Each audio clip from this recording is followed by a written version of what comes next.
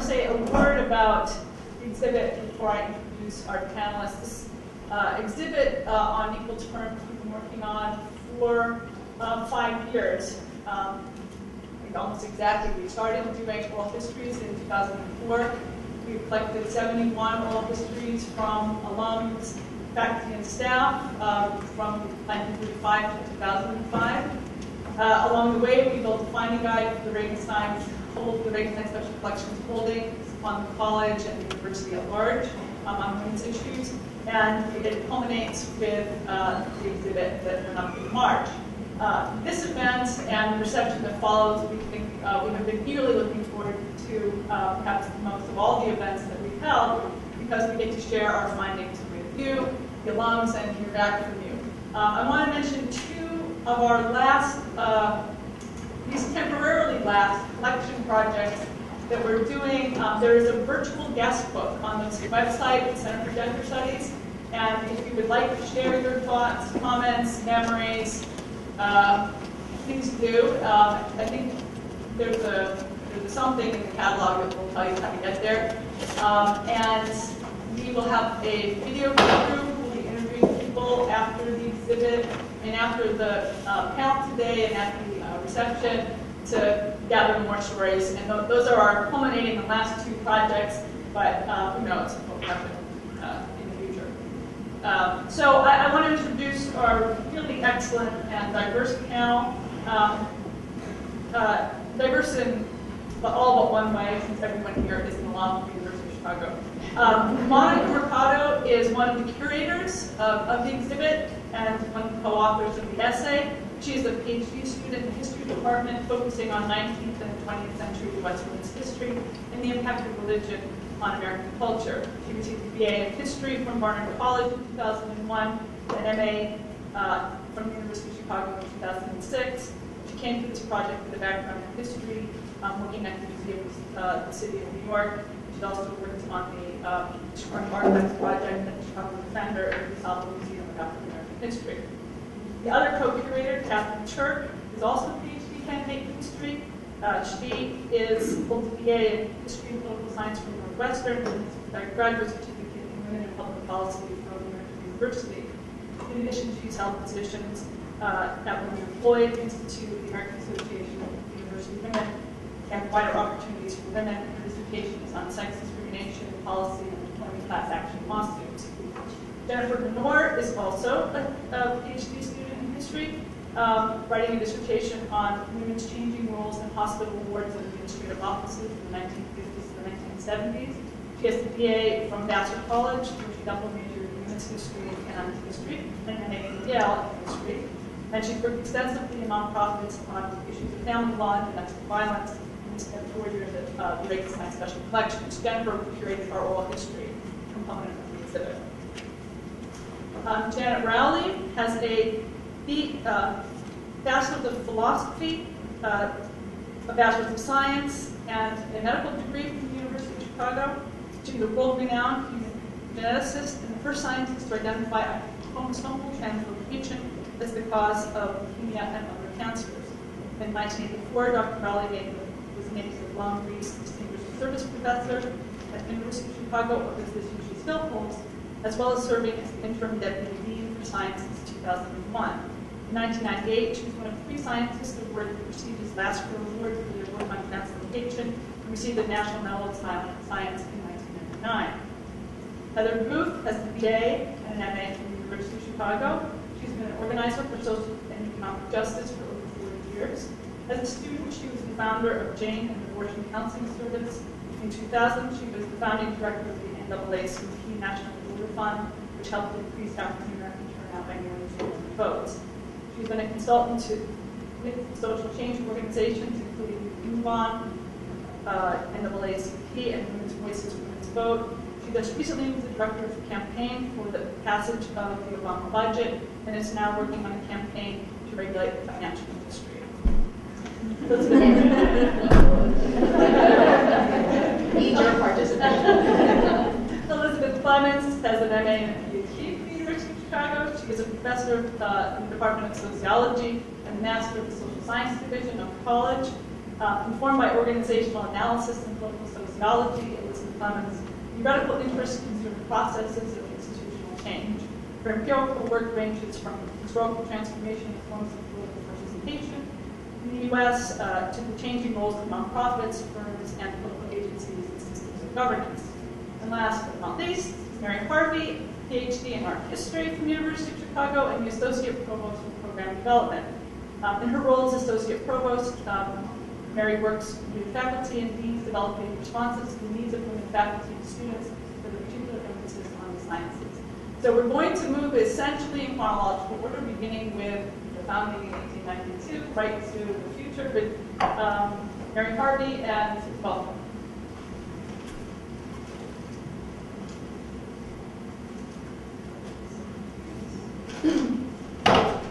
Thank you, Debbie, and thank you everyone for coming this afternoon. Casey and I have been working on this project for about a year and a half now, curators of the exhibit, putting together the exhibition catalog, which we should leave with today.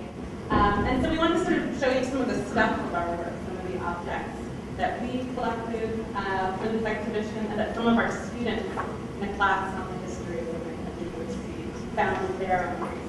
So I don't think we need to visualize everyone sort of sees.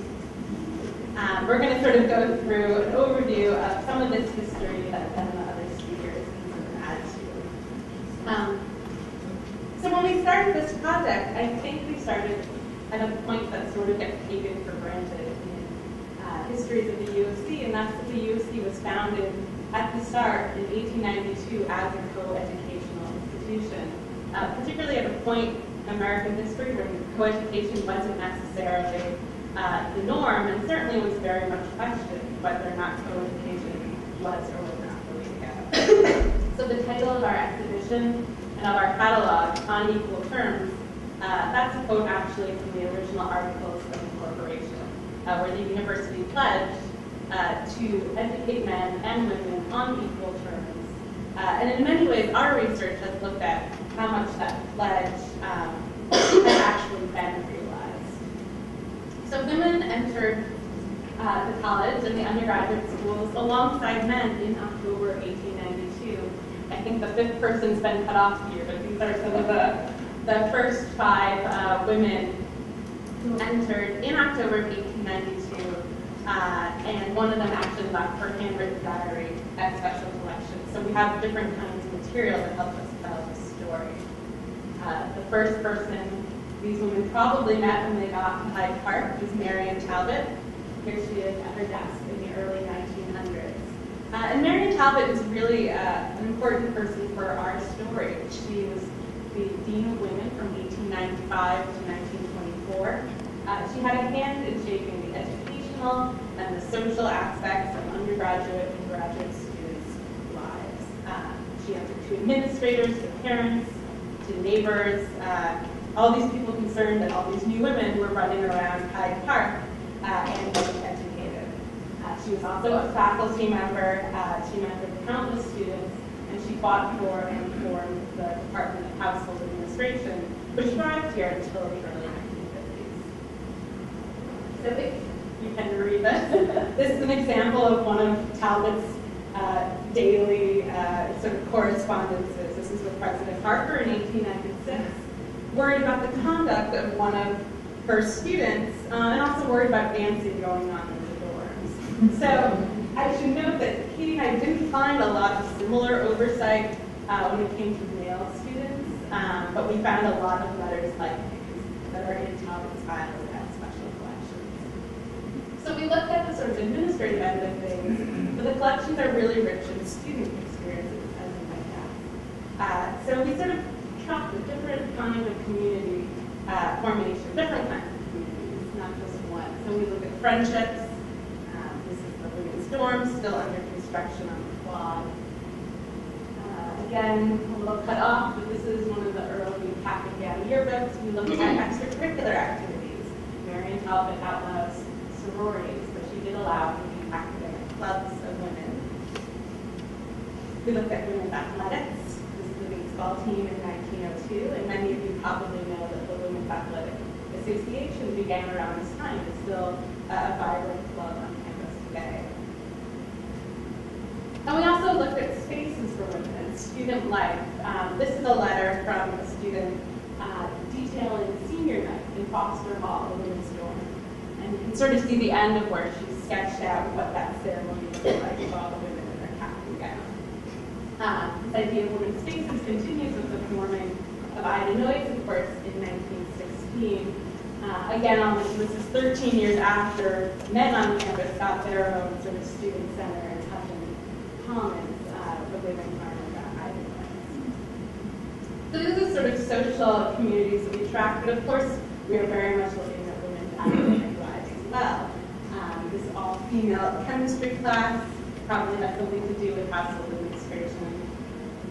We looked at different kinds of clubs that have to do with academics. This is the graduate philosophy club. So in most cases, men and women are going to classes together in this early period. And in some cases, women, I think, really took the lead. So at SSA, for example, women are being trained in social work. They're joining the settlement house movement of the first half of the 20th century. Edith Abbott here, as some of you know, became dean of SSA. When she was appointed, she was the first woman at an American graduate institution appointed dean. So this is sort of the first half of our story. What do these early documents actually mean? Katie and I think would say that they show us a couple of things. They show that there's sort of a proliferation of different kinds of women's communities and women's spaces at the university. I think they show a very serious attempt on the university's behalf to sort of make sure that women had access to serious and high levels of knowledge. But at the same time, they were very concerned with almost micromanaging women's students' lives, certainly to a greater extent than men's. These women scholars also had to be respectable of the other ladies, I would say. And finally, in some university women, like Marion Abbott, like Edith Abbott, had long careers in academia. They still wondered, though, if this pledge of equal terms had really come true. One story I'll leave you with before Katie sort of takes us to the modern period is that when Marion Talbot retired as dean of women in 1924, she and two faculty members, two women faculty, wrote a letter to the university president, and they said, why hasn't a woman spoken at commencement yet? Why is there no woman on the board of trustees? Why haven't women been given more graduate fellowships? Why aren't they being promoted on the faculty in high numbers? And these are certainly issues that drive some of what Katie's going to show us in the post-World War II era, but I think we might agree that there are also issues that very much are still with us and resonate today, and I think that some of the other panelists will talk about. So Katie will move us into 1945. Thanks. So we're skipping forward a little bit in the interest of time. But another moment which we see big transformation in terms of women's roles in the university is post-World War II, that kind of immediate post-war moment where the GI Bill brings many returning servicemen into academic and undergraduate roles, I suppose, at the University of Chicago. And here you can kind of see, that's the midway, and down in the very bottom right, actually prefabricated homes that were brought to the university because there were not enough married student residences to accommodate all of the new, young, married, newlywed couples that were on the university campus as undergraduate students. And so I think this next picture, we believe this is a promotional photo taken undergraduate wives. So we don't know much about these women. They could have been students in their own right. They most likely were there sort of accompanying their husbands who had been undergraduate students. And so we did find evidence that these women had pretty strong bonds together. They watched each other's children. They would sort of perform services for each other, from cutting hair to other types of things that women do, I suppose. Here, this is Miss University of Chicago, I believe, in the mid-1950s. This is actually a feed pageant that took place on campus, and so we found that while women were in academic roles here as professors here and there, but also certainly as students, their sort of roles as dates and women and co-eds were always part of their campus culture here as well. Every year there was this Miss UChicago pageant, and the winner got to have a dance with the provost. A little bit mad at this point. This is Janet Rowley, the first African-American Miss UChicago in the mid-1950s. We also found that questions about where women would live didn't necessarily leave administrators' minds in the mid-century. This is a picture of a woman actually breaking curfew, getting around one of the barriers supposed to keep women in at Woodward Court. And one administrator saw this picture and sent it to a fellow administrator and said, "You better close this time for curfew because women need to be kept in at curfew or close to curfew hours." And as Monica mentioned, we certainly saw that there were rules that applied to men, or to women, but not to men. And so this is the kind of thing that women were beginning to protest about in the mid-50s and 60s. This idea that in local practice is not such a big deal for them. This is a picture of the Congress of Racial Equality, or CORE, which was a pretty thriving organization here on campus in the 60s. And I was surprised to learn that there was a pretty thriving leftist movement here dedicated to issues of women's rights, racial equality. Sort of the new left certainly had a strong hold here at the University of Chicago. And I believe there are several women in this picture. And our research did find that women were very involved in these leftist organizations and actually broke off to form their own organizations dedicated to women's empowerment and women's rights. This is a poster from the Women's Radical Action Project, or WRAP. And it's an example of the kind of artifact that we found incredibly useful. We found a bunch of these posters from the mid-60s and 70s that detailing the kinds of organizations women were forming. I love this one because you have the gentleman in SDS, Students for a Democratic Society, which is one of the largest national organizations of students organized for racial equality and leftist goals. We have women actually arguing that they're doing all the administrative work in the organization, but not actually allowed to lead. And so maybe they need to think about initiative work and have their own organization. Here's another poster from WRAP. This is a section from the Maroon in 1969 on women's issues. And so right around the mid-60s, we find that the women are protesting, women are organizing themselves, sort of talking about their treatment in the university. And the university is responding. Starting in the 60s and certainly later, sort of women have turned the tables, actually making demands on the university that the university is actually listening to. This is a poster about the woman question in academia in the late 60s. The women listed here, Marlene Dixon, Naomi Weinstein, are several of the women professors who felt like the university didn't quite treat them as respectfully as they should have. More posters. We also saw that women's organizations were forming really fruitful relationships with other types of organizations on campus, from organizations dedicated to racial equality, to gay and lesbian rights. And we found, too, that by the mid-70s and a little bit later, certainly, women are actually advocating the study of women and I guess femaleness here. This is before gender studies, really, as a concept, and certainly before gender studies exists at UC. But we see women, faculty, graduate students, and undergraduates demanding that issues that are important to them be included in the curriculum, be dignified as areas of academic study.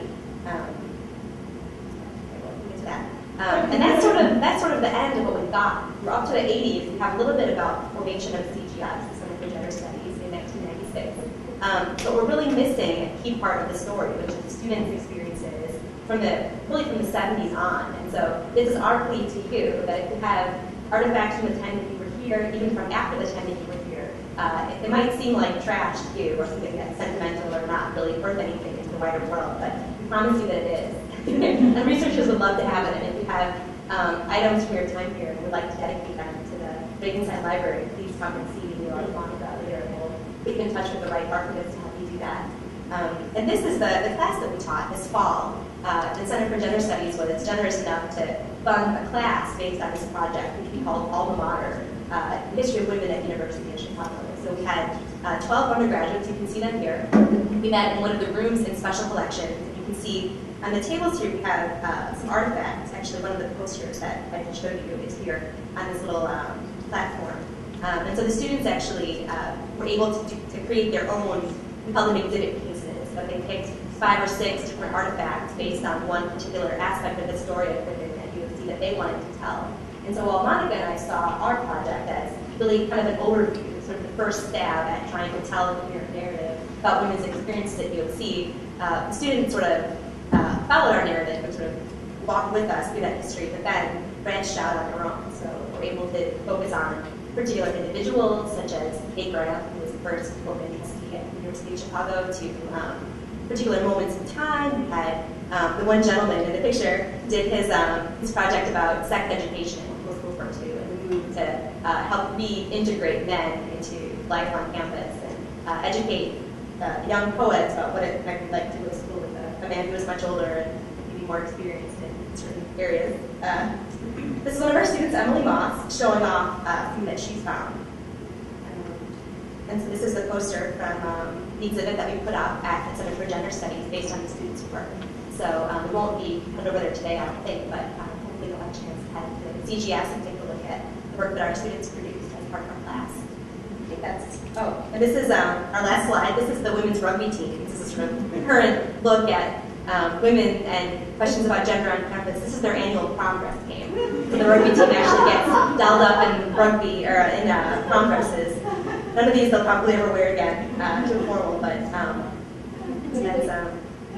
kind of close from us. So thanks for being here.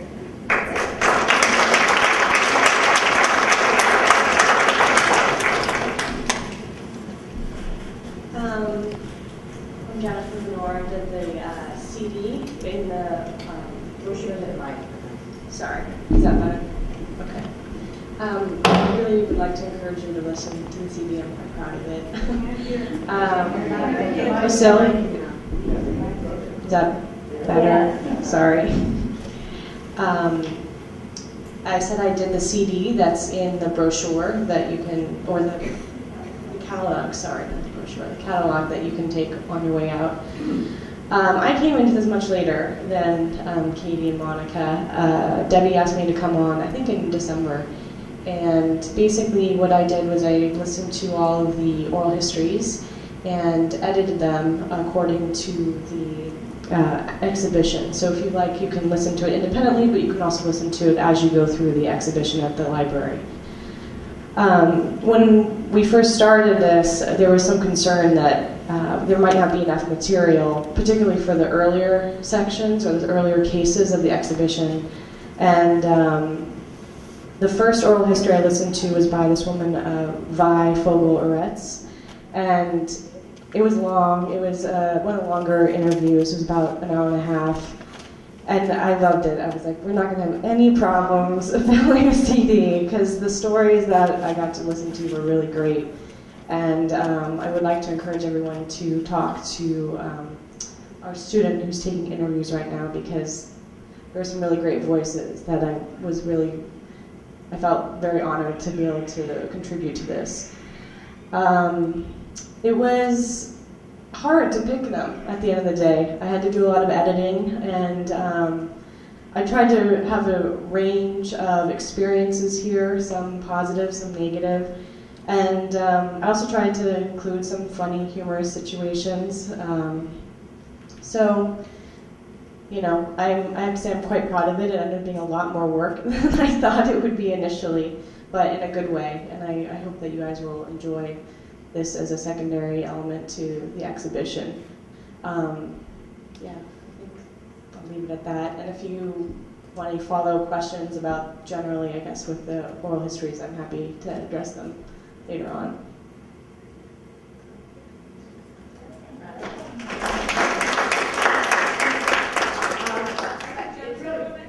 I'm sorry. Sorry, we're just trying to work our way through. This is we're missing. Sorry.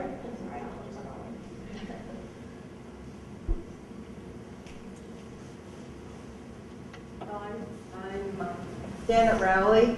I am delighted to be here and join in this panel. And I sort of cover, I guess, the period between 1940 and the present time. I've actually been at the university first as a student and then on the faculty from 1940, except for a period of time, 1951 to 62. And the first part was as a student, and the second part was as a member of the faculty. I was very fortunate to be here during the Hutchins College. That was really a remarkable experience for all of us who really could have some exposure to the kinds of educational ideas that Robert Hutchins had. And I have to say that I had a very positive experience here, both as a student and on the faculty. My peers, when I was a student, were always helpful and treated me equally, and the members of the faculty, particularly after I made the discoveries that Debbie alluded to, were very happy to collaborate with me. Fortunately, there were, and I don't mean that in a pejorative sense, there were young faculty who came who turned out to be very instrumental in advancing kind of research and showing its importance. And we all worked together as equals, sharing authorship, helping one another, and it's that really enhanced work that I was doing enormously. I guess my one negative experience here at the university was when I was an undergraduate, and many of the people who were involved in the biology classes were pre-med, and I was interested in biology, and finally decided, well, they're all pre-med, why don't I be a pre-med? I did that, took all the required courses, and then went to see the dean of medical school admissions about being admitted, and he told me then that the quota for women was 3 out of a class of 65, and the 3 women were already selected, so I'd have to wait a year. I have to say that that didn't faze me a bit, as I can recall. Personally, I was 19 at the time, so and pretty naive. So that another 9 months, because medical school went year-round at that time during the war, it was not a big deal, and the university was paying me on scholarship, which was $300 a year at that point. So, and I lived at home, so my expenses were minimal, and I was accepted in the next class. Of course, and the excuse, the explanation at the time was that women went to medical school and they didn't practice, they got married, had families, and so it was really a waste of a position. They never, of course, looked at the number of men who didn't necessarily practice. And I have no data at all on this issue, but that at least was the explanation why there was a serious limitations on women in medical school. Now, of course, our classes are roughly 50, and there isn't any problem with women being accepted in the profession. One of the things that was mentioned earlier by Monica was that women faculty, women in senior positions, is much more difficult to arrange, to develop for, I think, a lot of reasons, many of which, in my view, we don't really understand. Not all, or many of them are not discrimination, rather, in my opinion, with no data at all, is that the sciences are particularly demanding of women, and well, they're demanding of men as well, but men, because they have wives who take care of their children, are much more able to cope with sexual demands than women. But my experience at university has been fabulous. Thanks.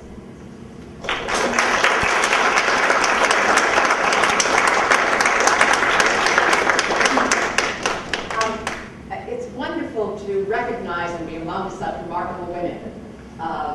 And it's clear that the university both attracts and helps to create remarkable women, both on the panel. I'm so impressed by the poise of the next generation, the generation coming up, but also the women and the men in the audience who are here today, including, and I do want to recognize Maureen, who recruited me here, who's been just fabulous. Could not have a more wonderful staff. She's done too. I feel I owe a great deal to the university, in both from its positive experiences and negative experiences. On the one hand, I feel I learned critical thinking, beyond what I learned in the subject matter, which was a great deal, but the critical thinking, the intellectual way to approach problems and to analyze them, and to find ways to hold my own when I wasn't quite sure. At the same time, it also was a framework in which the life of the mind, I felt, needed to be connected to the life of the society. And that led to certain conflicts as we were developing, since I came to the university in '63 and left in '70 with a master's program, which were very tumultuous years. Now, in part, I was attracted to the university, in addition to its intellectual history and what I thought I learned there. There also were other reasons that this was before there was a real women's movement that were related in some ways to women's understanding, sort of an incipient women's understanding. I at least had heard the, I don't know if it's an apocryphal or true story about Ida Noyes, that at least there were no sororities at the university. There was no discrimination, I felt, which many universities at that point had sororities based on race, based on, not just on that women would be in, but certainly we had to, the elite had to be in. And the story about Ida Noyes, that because she had committed suicide, the building was built in her name. I don't know if it's apocryphal or not, but she had passed away. I don't know. But anyway, there are a number of things. I'd actually like to learn what the history was, but it was what was passed on. And there also were no cheerleaders. They'd been a cheerleader high school again, a team that had no, only whites were on it, and only certain kinds of women were on it. And the result is I quit the cheerleading team again, and already you see what's happening. I was ready for the 60s at the university when the 60s were came into bloom. To give you a sense, though, of some of the issues that arose around women at the university when I was a student, where the women's movement was just developing. Just to give sort of three stories, and then I'll add on kind of and then I'll come back around on it. One is a friend of mine was raped at knife point in off-campus housing in her bedroom. And we went with her as friends to student health to get a gynecological exam. And she was told that student health didn't cover gynecological exams. And she was given a lecture on her promiscuity and told that they would tell her parents. We sat with her. The women's movement had learned from a civil rights movement, and also wasn't even seen as a political act. It was seen as an act of friendship and support and of values. And because people sat, and because people organized, of course you now can have gynecological exams covered by student health. We come a long way because we organize, and that was one of the great lessons I learned in my years at the university. Now we also have a long way to go. There's 47 million people without health care. We need to be involved in that fight for high quality, affordable health care for all, and maybe we'll actually win it this year, by the end of this congressional term. And at the same point, there are many people who can't afford to come to a university. And so we need to fight for such things as Pell Grants, and also a greater proportion of the resources for the university to go into that kind of student support. That was one story. Another story, a teacher of mine, a brilliant teacher, who was listed in some of the early artifacts we had, Naomi Weinstein, was her husband. Her husband and she were both teachers at the university. Her husband was on a tenure track. He was a radical historian. He wrote a book, amongst others, called Jack Tar's, sort of the story of the Revolutionary War from the bottom up, from the view of a sailor. A very interesting way to then understand history rather than the great men's history. Naomi was one of the most brilliant people I've known. She was one of the first people in the world who helped to understand where memory is located in the brain. She was a neurobiologist. But she could not be on the tenure track because there was a nepotism rule. And the nepotism rule said that two people in the same family can't both be on a track towards tenure. However, the Levy brothers were both I don't know if it's tenure when you're in the administration, investigator or something, but a serious position. Dean of the law school and otherwise at the university. But it didn't apply to Naomi and to others. But it was the way to keep up, to have one paid position and one unpaid position. And though we respected and appreciated that both of them were at the university, remarkable teachers, it again brought back, is this the way you treat your faculty? Is this the way you treat your students? I also had, on the parietal hours, women had to come in at 11 and men had to come in at 12 when I was in 63. And there was one night where I went out and was with a friend who was deeply emotionally upset. And I was with a friend and I thought I was so virtuous, but I came in at midnight and I came in, but just to show you what an innocent time, not only did they say, this was go on your record, but they searched me for contraceptives, and I was outraged that they didn't think I would have contraceptives. A very different and more innocent time. But again, it was a framework in which we operated. In 63, I went to Mississippi. In 64, I arrived in 63 at the university. In 64, I went to Mississippi with the Mississippi Freedom Summer Project, and some of you may have heard about it. I was a part of the Student Nonviolent Coordinating Committee. I headed up the Friends of Chapter on campus. And see some other alums here from our era. That was the summer when it was just shine the light of the nation onto Mississippi and helped to promote civil rights movement and voter registration and voter education. And it was the summer, many of you may remember, because the three young men, Goodman, Schwerner, and Cheney, were killed during that summer. And again, because people organized, we've transformed the country, and there's no more of that officially sanctioned lynching, because this was where a sheriff had released these three young men into the hands of the Klan, and then they met their death. And that kind of thing just doesn't happen now. There are people murdered, there are even people murdered in brutal circumstances, but it's not this officially sanctioned state supported in some ways sanctioned effort. And Mississippi also now has the highest percentage of African Americans in office of any state in the Union. So there's enormous changes because people organize, and yet there's still enormous changes that need to happen, of course. When I returned to campus, back to the women, but I learned from the civil rights movement, one movement taught to another. So two final stories, and I'll wrap up. When I came back to campus, a friend of mine said that his sister, who had been a volunteer in Mississippi, and who later, by the way, in her later life, she became the dean of the law school. She went on, again, a remarkable woman from the university. But I was told she was pregnant and suicidal and was not ready to have a child and needed an abortion. I'm not sure I had thought about the issue before. I hadn't really heard about it much before. Again, as I said, a more innocent, different time.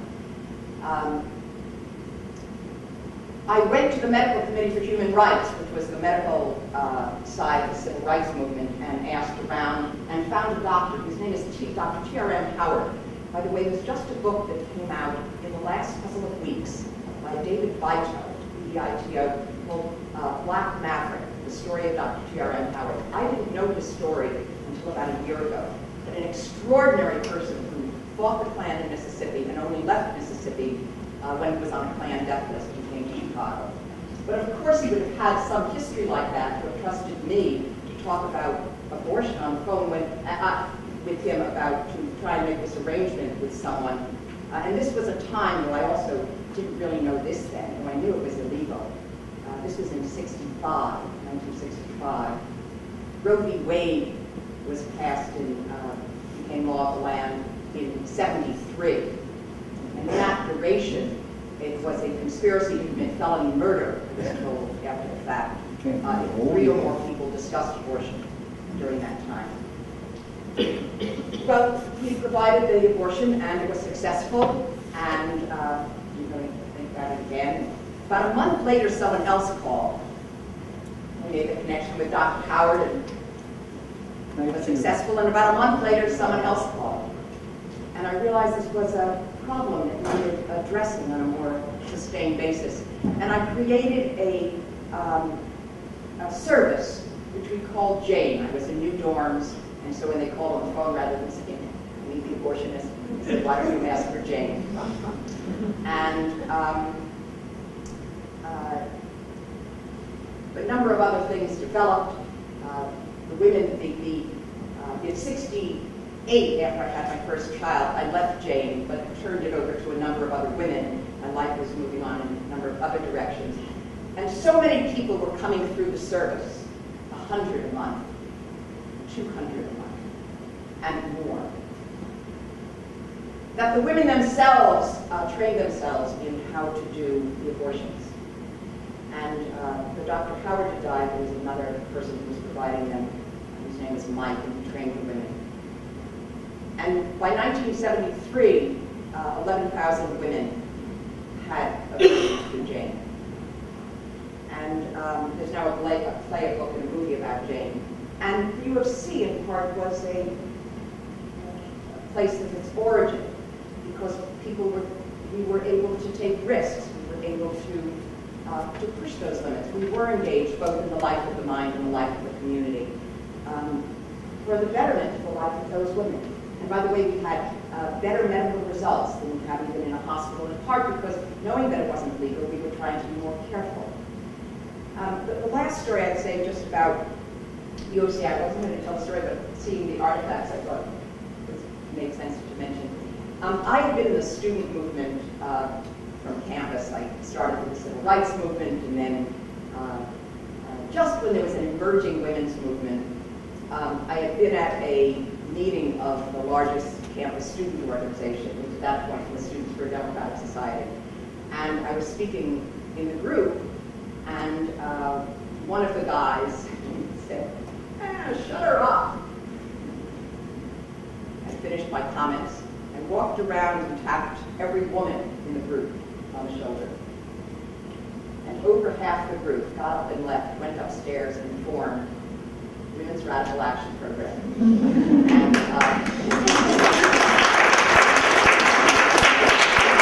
and we did many different things, but I'll just tell you one example of what we did. We did a study called Significant Response, and I now understand there are lots of people who've done this study in more recent years, but this was in '65. We went into classes and just noted how often did a professor give a significant response to a man or a woman student. The response would have been, oh, Joe, that was brilliant, or Steve, that was ridiculous, or it could have been any significant response. And typically it went, Joe, well, what about this? Oh, Bob, Sue, Steve, didn't exist. And we found it was about a 4-to-1 significant response to men as opposed to women. So finally you come to believe your comments don't mean much, don't matter much.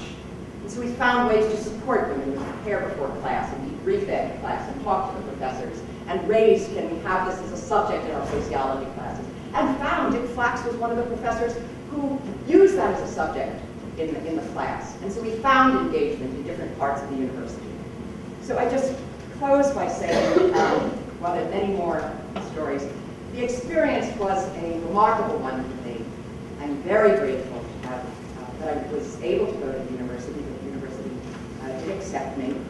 And it's a remarkable institution. I feel I learned both by what I studied, by example, by counterexample, by the support, and by the strength of arguing for the things that really were of value with engaged people, both in the university and in the society.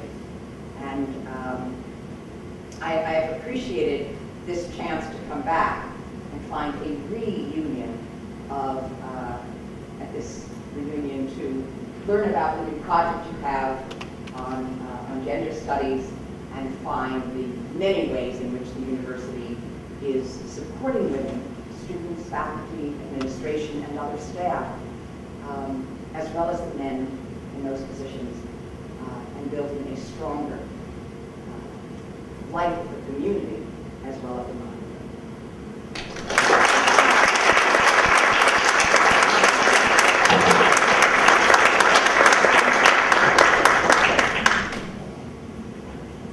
Hello, it's really an extraordinary pleasure to be here and participate in this panel to learn about just the wonderful work that's been done by the exhibit, which is one of the many, many wonderful projects that has flourished under the chair of Deborah Nelson on the Center for Gender Studies. So it's a pleasure to be here. I've been asked to reflect on my own different and in many ways divergent experiences in two moments at the University of Chicago. First, as a graduate student here in the 1980s, and since 2002, returning as a member of the faculty, and starting this year as a Master of the Social Sciences Collegiate Division, so beginning to step into administration. And so what I wanted to do is very briefly sort of locate that, not just in the history of the University of Chicago, but also as a trajectory that's crossed different institutions, because having moved in and out, there's some, I think, comparative perspective that helps to identify some of what's going on. And then it also occurred to me that it's probably helpful to locate this moment in relationship to what Heather said about, organizing and securing political and policy change. My story doesn't happen in that moment. It happens in the aftermath that we often think less about as changes work their way slowly and often very, very slowly through institutions. So let me quickly say a little about another institution in order to say some things about Chicago.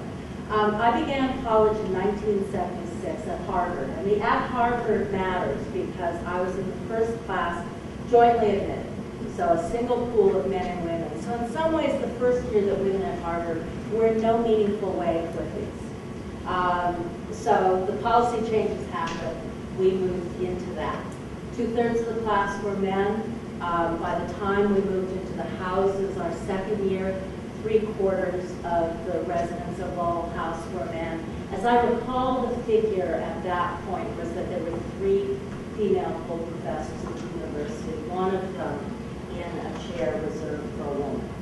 So this is 1976, and I think a first comparison really becomes clear that the University of Chicago, even though it often gets thought of as a highly traditional university, was at that point, it had infinitely more experience and openness to women than comparable private institutions that had been all male until very recently. That would seem to have been a kind of setting which you would expect to produce sort of an extraordinary level of gender consciousness. But as I reflected on it, that's not at all how I remember it. And it's in part, I think, because the fact that being female at Harvard was nowhere near as scary as being a kid who thought of herself as someone who sat in an embroidered work shirt on the steps of Berkeley High, being in the middle of fair out sweaters and khakis and topsiders. So much of the gender dynamics actually got experienced through class and specifically a kind of elite class culture, which I think really exacerbated the difficulty of women, because one simultaneously had to be smart, had to be a good student, and had to conform to a particular, often very rigid model of feminine behavior. So my experience coming here in the 80s to graduate school, to a department that had been at the heart of the protests that generated much of women's activism on campus by not reappointing a sociologist of gender, was that it was just so easy. I arrived here along with 2 new female members of the faculty, both of whom were lined up on my dissertation committee, one of whom was at that point fighting a sex discrimination suit against Harvard, which was settled eventually, and she's gone back to named professorships and deanships, an extraordinarily eminent career. Hannah Gray was president. There were sort of wonderful network of friendships between men and women in the graduate school. So it wasn't that the university was a feminist institution at that point, but it certainly seemed a place where women could be smart and succeed as long as they sort of worked hard, understood what was going on at the side. It was so much worse at Harvard. So my memory of this place is, as a graduate student, of a culture of scholarship that actually resolved many of the tensions and contradictions that had seemed so prominent at college. I then went off. My first job was at the University of Arizona, which was neither private nor East Coast, but it was wonderful in many ways. And I came back in 2002 to find that it was actually in some ways much trickier coming back as a faculty member. And there's sort of 2 analytic points I want to end with that I found helpful in thinking about this. As I said, I think one of the things that made Chicago easy for me as a graduate student, and I think still makes it relatively easy for many of the women undergraduates, is that, this is a straightforward, frank, kind of geeky, kind of socially awkward place. And that actually is an enormous relief, I think, that you can be smart and sociable and successful without having to do the negotiation of, oh, Professor Clemens, I know I talked a lot in class last semester, but I'm not going to talk this semester because my sorority sisters are in class. And we don't have to deal with that, and at many places, there's a really complicated negotiation. But interestingly, I think when you get onto the faculty, part of the that openness, what was openness about how to behave becomes profound ambiguity about how to behave. And you face a sort of faculty culture that's extraordinarily informal, but depends powerfully on the development of reputation. One never quite knows where decisions are being made. A lot of decisions are shaped by friendships, often long-term, by faculty who have lived in Hyde Park for a long time. And there's a way, while that's extraordinarily attractive for faculty and allowing faculty, I think, access to important decisions, there are also times where you really miss public bureaucracy, right? You miss clear rules. At Arizona, one of my senior faculty members, after I'd been agitated at a meeting, said, well, Liz, we decided to move the tenure meetings to the men's room. And you knew actually the public bureaucracy, they could not do that. But here, there is actually a way in which the meaningful decision could just kind of happen there in a discussion among trusted others. Not, simply because all the decisions are made, when they're ready to be made, and there's no necessary schedule for when they get made. So I think it's an enormous challenge, and I'm going to pass it off to Mary now since it's her challenge, to figure out how to promote women as students, as faculty, as staff at the university, without encumbering the university with a sort of armature of policies and rules and regulations. How do we preserve what's really quite wonderful about the participatory and loose character of governance without that informal process of governance having the kinds of effects that we as sociologists know it has in terms of creating a kind of closure. So Thank you. I have really enjoyed the stories that we've heard and insights that we've gotten. I think some of those threads will be picked up in what I have to say, though I haven't any stories to tell. Rather, I want to say something about what the university's been doing in the last few years and where we plan to be going with respect to women. And I just want to remind you that there are two areas that we've been looking at particularly now. This all concerns the faculty at the moment for me at least, and that is the recruitment of women onto our faculty. We need to increase the representation of women on our faculty, and their retention, the kind of climate that we create for women here that makes them want to stay here. These are clearly issues that we can address through policy, through the practices that we engage in, and through the kinds of programs that we develop. What I'm talking about really is institutional transformation. And that requires, first of all, I think, a shared commitment to change, a shared commitment to the notion that we need to change in some way. It requires initiatives from the administration, to be sure, but very importantly, it also requires action at the grassroots level. It requires some of the kinds of organizing that I think you were talking about, Heather. If we're really going to change, women, in fact, and men who are concerned about this issue, step up. Our focus on the issue of women on the faculty predates Larry Summers, I'm happy to say. The provost, previous provost, Richard Saller, organized a task force to look at women and family issues in 2004. A number of things came out of that task force, and a lot of data was reviewed, but most importantly, we changed from a maternity leave policy to a parental leave policy, which is more generous for our faculty.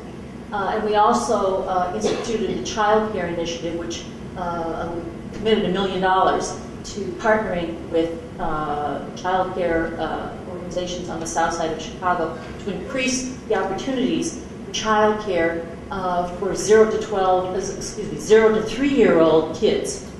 Once kids get to be 3 years old, there are lots of options in Hyde Park. But the 0 to 3 group, traditionally there's been nothing except hiring a nanny or finding students who bring kids here. And I'll return to this childcare initiative later. In 2006, we conducted a climate survey of portions of our faculty. The good news from that was that 80% of our faculty were satisfied or very satisfied with their career progress and their work-life balance here at the university. But what we also saw in that survey was greater negativity on a range of dimensions from the point of view of women than men.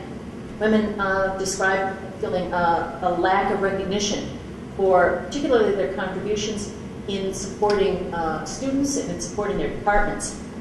They were concerned about the work-life balance. They experienced a real lack of mentoring that they felt was really holding them back. And they experienced the departmental climate quite differently than men. Women over and over again will talk about a feeling of isolation, because that comes in part from the fact that in too many units in the university we don't have a sufficient representation of women. Women talked about a reluctance to speak out in their departments. They felt some reservation about that. They had a sense of there being, this goes to what you talked about, the kind of hidden rules or unarticulated norms that were functioning in their departments, and like all the men were clued in and somehow they didn't quite know what was going on. The committee that reviewed what we learned from what we saw in the survey pointed to 4 specific areas for improvement: improving equity, improving transparency,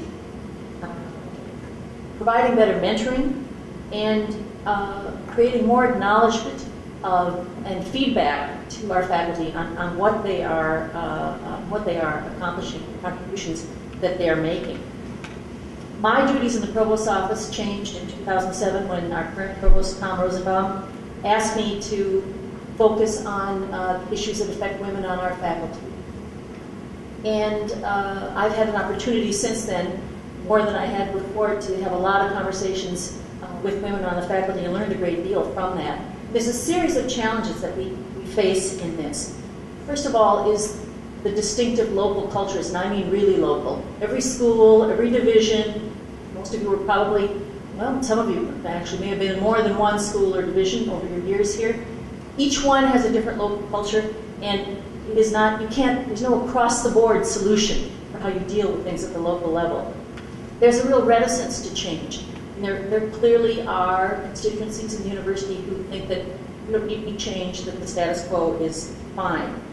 There are also insufficient tools in certain fields, particularly in the sciences. I don't know if any of you saw the report, saw the New York Times this week. It talked about the National Academy of Sciences' new report on women in the sciences, where we learned that women are now being hired into the academy at a rate comparable to or even a little better than men. The problem is there aren't enough women in the pipeline. So we have this problem of, in certain disciplines, insufficient numbers of women. And then there is the issue of having a local leadership that's sensitive to the issues. You need department chairs that understand what the issues are. Deans who care about these matters and who are equipped to address them. Finally, we have work to do in communicating better the policies and practices that are in place and the many things that we have that support the success of all of our faculty.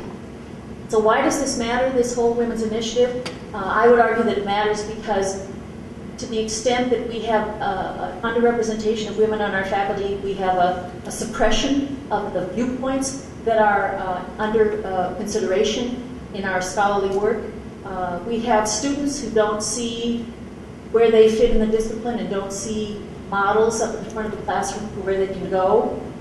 And we also are not really appropriately mirroring the social realities that are around us, the way women are operating in the world. So what have we been doing in the last couple of years? We formed a Women's Leadership Council, a dozen distinguished women from our faculty who are helping us to identify the impediments, the recruitment and retention of the most highly qualified, I'm reading their charter here, most highly qualified female academics, and helping us to promote policies and practices that will help the university make a sustained effort to address and overcome those impediments. And this council has been really a wonderful resource to us as we move forward. What are we doing then on the recruitment, retention, and climate side, and all of these things intertwine? We've created a dual career office that's helping the partners and spouses of faculty, men and women, to find employment in the Chicago area, which is a huge problem, particularly acute for women. I'll give you the most extreme example. In the sciences, 80%, give or take, of all women academics who are married to men who are academics. It's a big problem for a couple where you have two academics who need jobs at a top-flight university. The University of Chicago can't absorb every spouse and partner. So this is a big issue for us. It's dual career offices making a difference. Last year, we had spent a year with a group of faculty and staff looking at work-life balance issues, and out of that we've created a work-life duration initiative that includes, for instance, a change in our stopping the clock policy. That is to say, now every time a member of the faculty, male or female, has a child into their family, whether through adoption or birth, putting actually, that individual will automatically receive a 1-year extension on their tenure clock. So for every birth for adoption, you have another extension on your tenure clock, which is really critical. You know, when a new kid comes into your family, right? Yeah, there's a lot of new work on the table that really can slow productivity.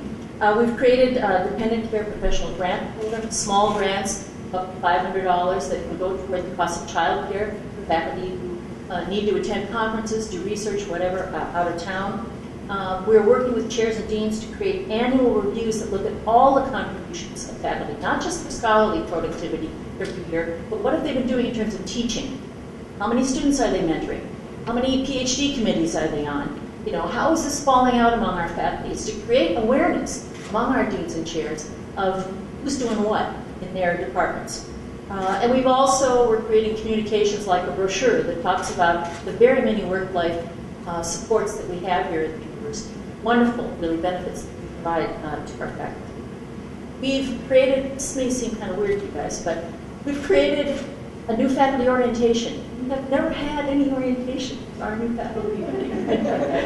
It's so UC, isn't it? Hi, good luck. We've created a new faculty orientation last year, the first time we had it. And last year was also the first time that over the course of the year we had a series of events for new faculty. Social events, where they can meet people from other new faculty from all across the university. Going to Court Theater and talking with the actors afterward. A reception at the Smart Museum. Dinner at La Petite Boulie here in Hyde Park. And the faculty, our new faculty have loved it. They just loved it. They said they've never gone to an academic institution where they felt so welcome. So what you're learning from this is that what helps women helps all our faculty. That's a very important point to make here. We're working on mentoring strategies, which again, because of that local culture difference, need to be different from one unit to another. We're not trying to impose some formal mentoring program that every new faculty member needs to participate in. But we know that faculty members need feedback, and I can tell you more about that later if you're interested. And I think this is as important as anything we're doing. We're trying to give a little push to the formation of women's networks on campus. We now have women in the Physical Sciences Division network. There's a women in medicine group that's actually been functioning for many years. And what I'm most excited about, I'm looking at Debbie here, is the launch of our new Women in Science group. And it launched really beautifully this spring. We're bringing together women from biological, physical, and social sciences to talk about mutual interests of scholarly concern broadly, but also just to get together and talk. It brings issues and concerns to the surface. We've also created a new women's website, and this has not been announced publicly until right now. If you go to women.uchicago.edu, we've got a pretty good website going there with a lot of information about what's available to assist women here, but also the accomplishments of our women faculty, students, and staff. On the horizon, the year and years ahead, what I've avoided talking about at all, that anyone who's thought about women's issues thinks about first and foremost, and that is childcare. I mean, real childcare, an on-campus childcare facility, which there has been a hue and cry for years and years and years. The provost has now made a commitment to the identification of a site for a childcare facility on campus. It's going to take time. I mean, we still have to find the location. This is not a moment when we're going to be engaging in any new building project, at least not for the next few months, right, until the economy gets better. But we're getting there. We're getting there. We're committed to it.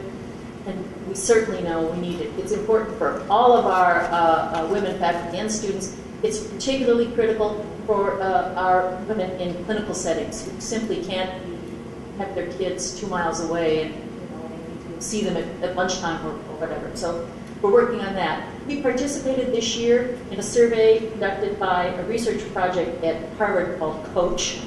And that is a survey of the satisfaction of all our on-tenured faculty. So in a month or so, we're going to get back the results of that. We're going to know a lot more about what the issues are for our junior faculty.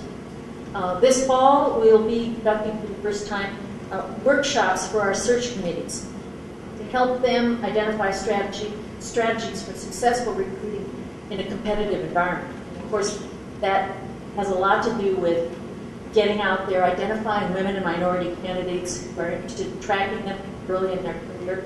It has to do with establishing the criteria by which you're going to evaluate candidates at the beginning of a search and applying those criteria equally to all of the candidates you review. Research tells us that when that's done, more women and minorities end up in the finalist pool. Strangely enough, if you have written down what it is you're looking for, and you're really looking at every individual, the dynamics of the search change. And we also want to give our search committees better tools for recruiting people that they want to bring. We are going to be working on developing the leadership capacities of our chairs so that they understand their responsibility to make their departments places that are equitable and supportive of all faculty. We are going to be looking at pipeline issues at students and what we can do to bring more women students into areas where they are currently underrepresented. And we're going to start to think about senior women's satisfaction, because there's been a big focus on junior women and bringing in new young faculty, and we find that some tenured women don't always find this the most congenial place, so there might be a little work for us to do there. The university has long been a leader in higher education, and we're committed to being the institution of choice for the finest scholars, men and women.